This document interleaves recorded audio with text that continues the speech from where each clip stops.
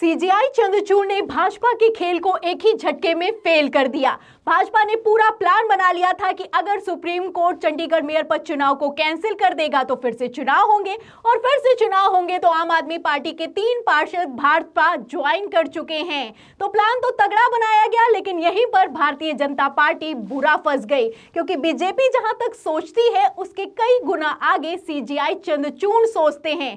CJI Chandrachud ने ballot paper को मंगवाया है और वोटों की रीकाउंटिंग की जा रही है।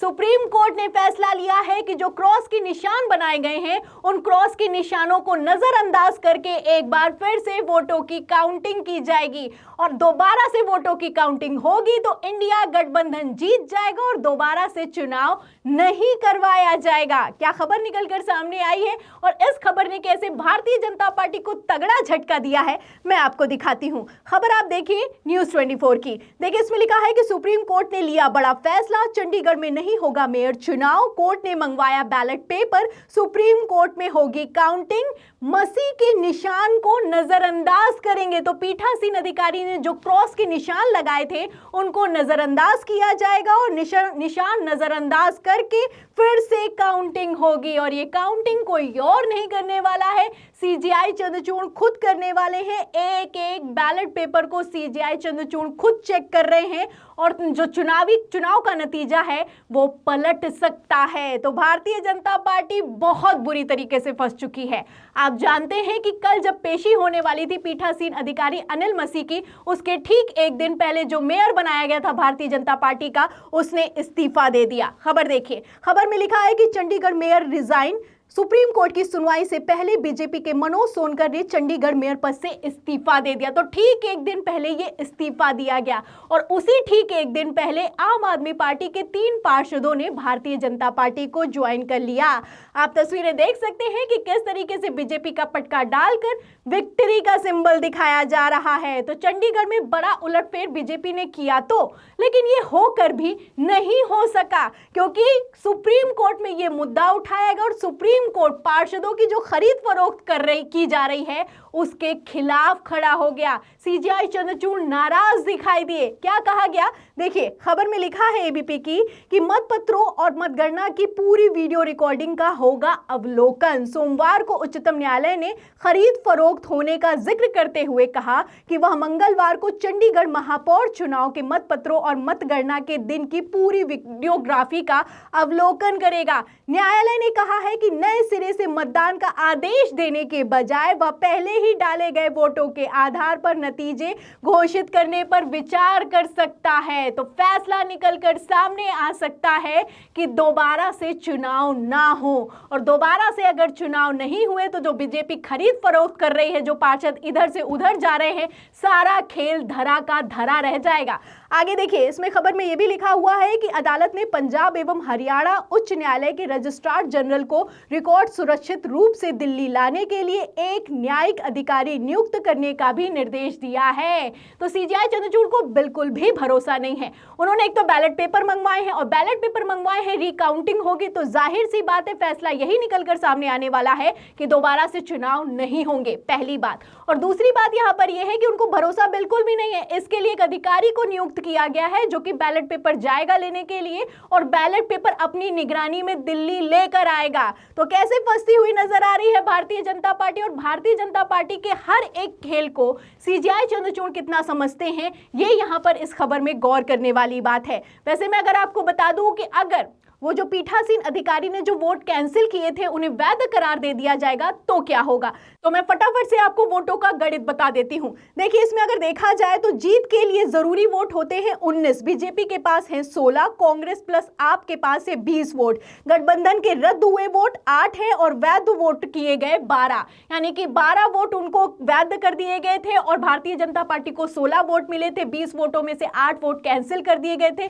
जिसके चलते इंडिया गठबंधन हार गया था। था, लेकिन यही 8 वोट जब वैध कर दिए जाएंगे और सीजेआई चंद्रचूड़ इनकी रिकाउंटिंग करेंगे तो इंडिया गठबंधन जीत जाएगा। और इंडिया गठबंधन जीत जाएगा तो भारतीय जनता पार्टी के मुंह पर यह कितना करारा तमाचा है आप समझ सकते हैं, क्योंकि खेल हर एक लेवल पे चल रहा है। एक तरफ सुप्रीम कोर्ट में फजियत हो रही है, लेकिन दूसरी तरफ ये लोग अपनी बेशर्मी से बाज नहीं आ रहे हैं, क्योंकि जो 3 पार्षद आम आदमी पार्टी के चले गए हैं भारतीय जनता पार्टी में, वो खेला कर सकते हैं।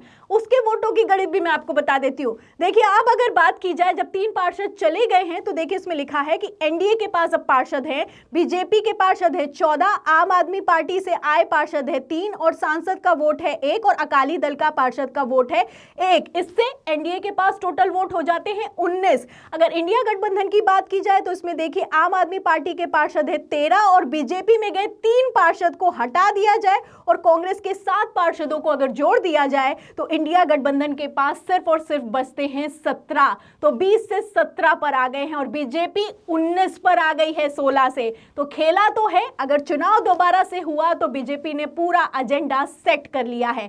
बीजेपी ने जहां एजेंडा सेट किया है, वहीं दूसरी तरफ सीजेआई चंद्रचूड़ इस खरीद फरोख्त के खिलाफ और ये दल बदल के खिलाफ नाराज दिखाई दिए हैं। क्या है खबर भी दिखाती हूँ। खबर आप देखिए एबीपी की, इसमें लिखा भी है कि चंडीगढ़ मेयर चुनाव में दोबारा मतदान या पुराने मतपत्र की फिर गिनती पर सुप्रीम कोर्ट आज फैसला लेगा।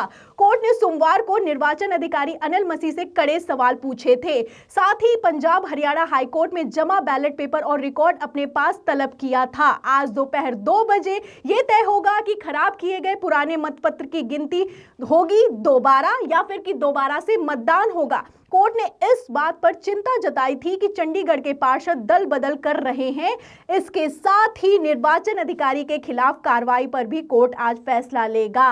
तो क्या कार्रवाई होगी पीठासीन अधिकारी पर? इस पर फैसला होगा, दोबारा से चुनाव होगा या फिर कि वही चुनाव वैध करार दिया जाएगा, इस पर फैसला होगा। और सबसे बड़ी बात, चिंता जताई है कोर्ट ने जिस तरीके से पार्षद, चंडीगढ़ के पार्षद दल बदल कर रहे हैं। तो खेला तो अपने चरम पर है, लेकिन इस खेला पर सीजेआई चंद्रचूड़ की पूरी नजर है, क्योंकि मैं आपको बता दूं, जब बैलेट पेपर मंगाया गया है तभी ये साफ हो जाता है कि काउंटिंग होगी और काउंटिंग के साथ इंडिया गठबंधन विजयी घोषित किया जा सकता है, क्योंकि अनिल मसीह ने कोर्ट में खुद खड़े होकर माना है कि उन्होंने 8 वोटों को कैंसिल किया।